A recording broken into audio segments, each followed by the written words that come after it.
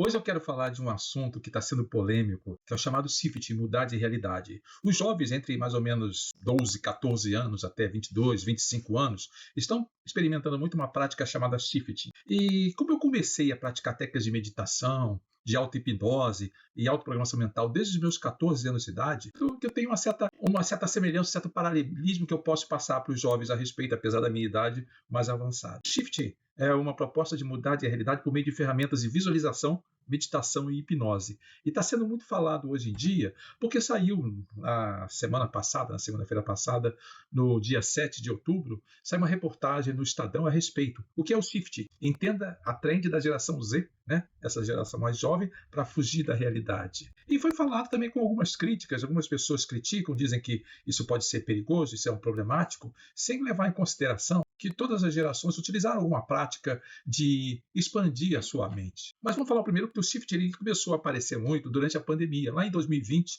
nas redes sociais e sobre TikTok, as pessoas começaram a falar muito de você visitar uma realidade melhor, porque estavam muito presos em casa. Com a tendência dos filmes sobre universos paralelos, dos videogames, dos jogos, não é? A técnica do shift foi, de certa maneira, uma redescoberta, apesar de usar técnicas de meditação e visualização, que a gente já conhece desde talvez milênios. O que é o shift? É uma espécie de mais do que um devaneio, mais que um sonho lúcido. É você programar sua mente com visualização para você alcançar uma realidade desejada, que eles chamam de DR, Desired Reality, uma versão alternativa da sua realidade. Tem muitos e muitos textos manuais no Wattpad, se alguém ainda não conhece, que fala sobre o shift. E como a maioria é inglês, ainda é bom porque os jovens começam a treinar o inglês deles lendo coisas que interessam. Nessa reportagem foi falado sobre que as práticas do shift são práticas de alta concentração, e muitos psicólogos dizem, não, é normal, os jovens todos têm um tipo de técnica para lidar, administrar sua realidade e também sonhar e fantasiar.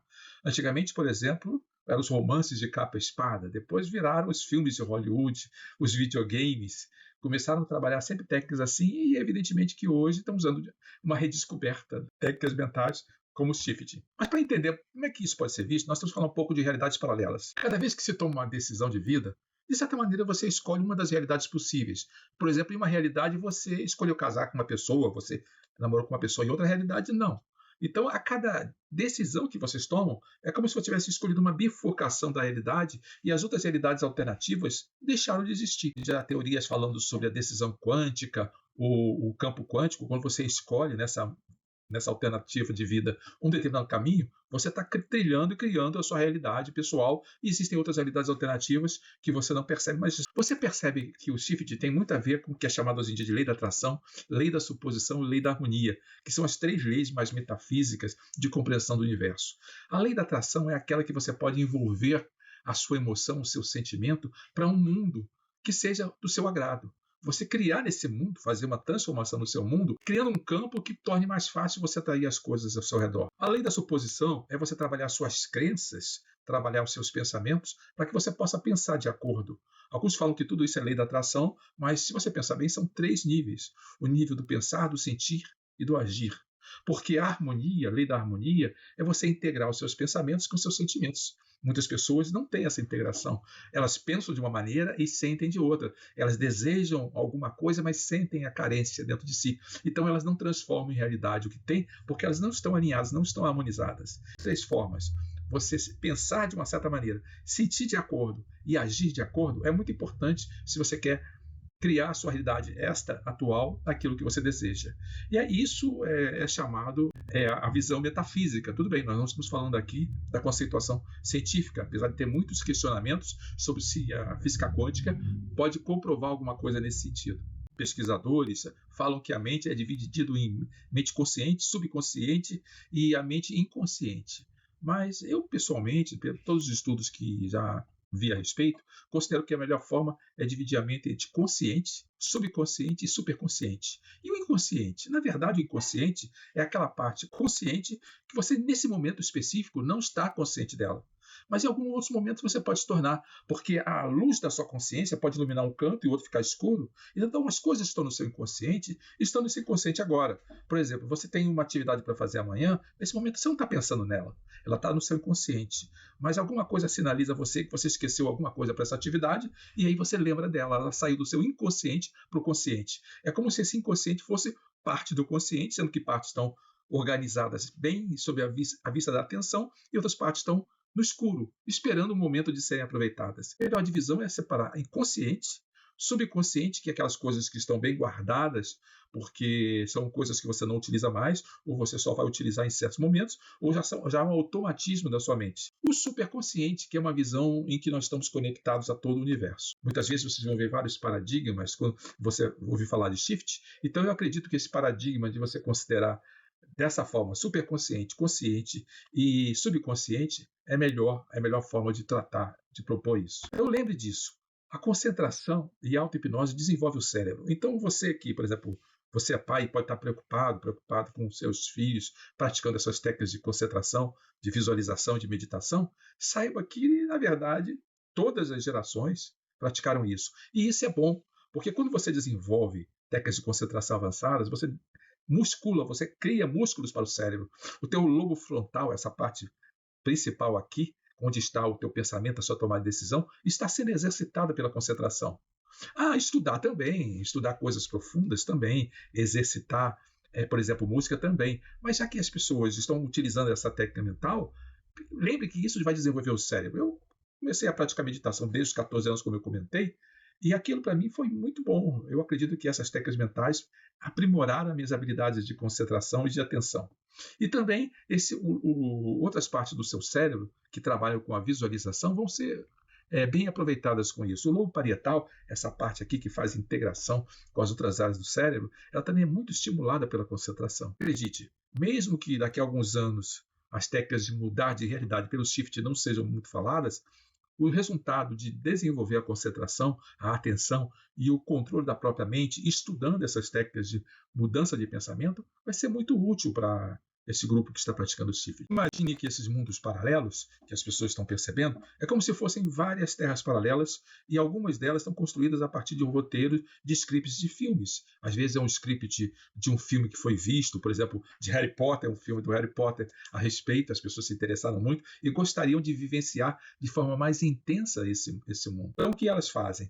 Elas vivenciam isso a partir da concentração, da meditação. Várias gerações fizeram isso com questões religiosas. Muitas meditações religiosas, por exemplo, é você se fundir com a consciência do universo, se fundir com a consciência do todo. Meditações zen, meditações religiosas budistas, meditações religiosas cristãs, falam em você se fundir e se integrar com a realidade universal. Então, praticar isso com o universo ficcional é um exercício positivo. Vai desenvolver essa habilidade de alta concentração e de envolvimento. Acredito que essa visão de várias realidades é útil para as pessoas. Agora, como se faz o shifting?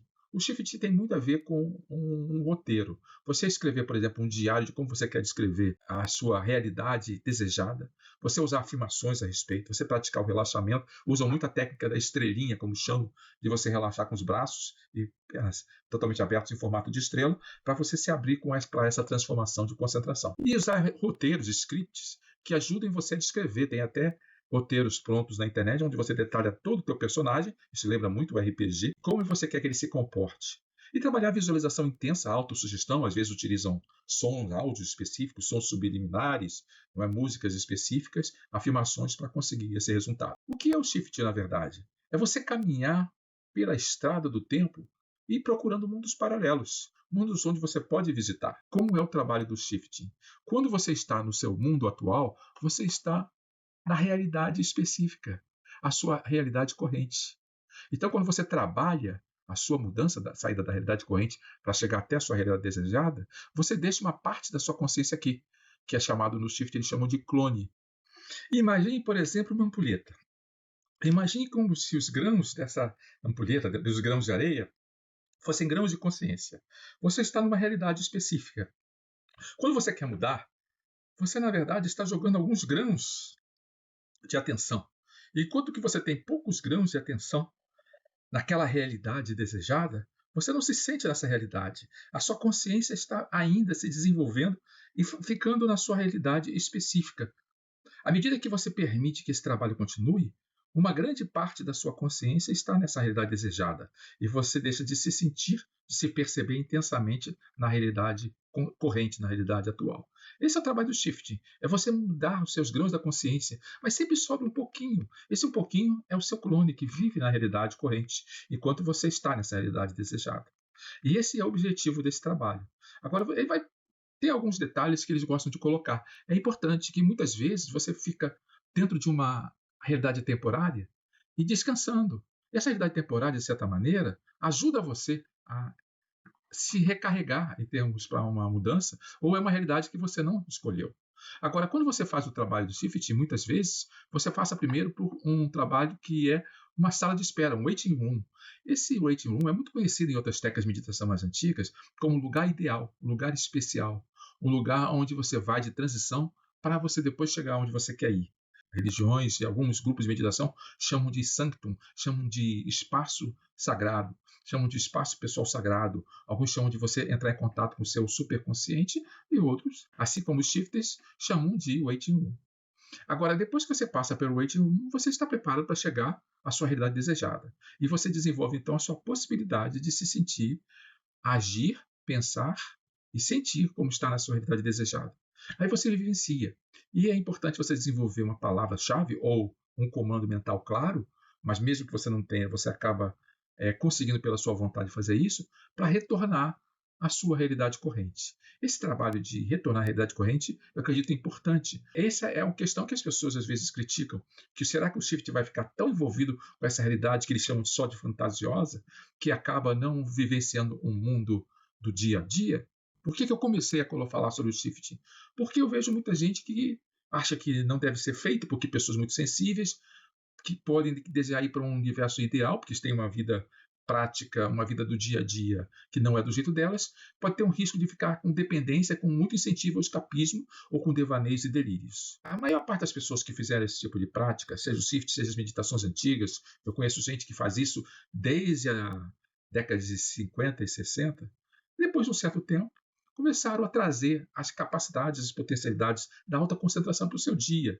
Eu conheço um grande profissional que é dono de empresas que pratica meditação todo dia e acreditou e realmente funcionou para a meditação para se desenvolver como melhor executivo. Eu conheço profissionais que conseguiram desenvolver a partir de um sonho, de uma realidade desejada, ou um projeto real que transformou a vida deles. Saíram do processo só do shifting, que se fosse hoje, né, o nome, para um processo de cristalização da realidade. Então é importante vocês perceberem que o shift em si é um processo comum, que normalmente é uma capacidade de treinar o cérebro que foi muito utilizada em várias gerações e está sendo usada agora. É uma técnica de prática de meditação e de visualização, os nomes mudam, mas serão sempre os mesmos resultados positivos. Mas eu concordo que algumas pessoas, por tendências que muitas vezes não têm a ver com a prática do shift, mas por tendências pessoais, podem desenvolver algum tipo de incentivo excessivo no shifting e deixar de vivenciar a vida. Isso acontece. É um percentual de pessoas que vai ter que ser observada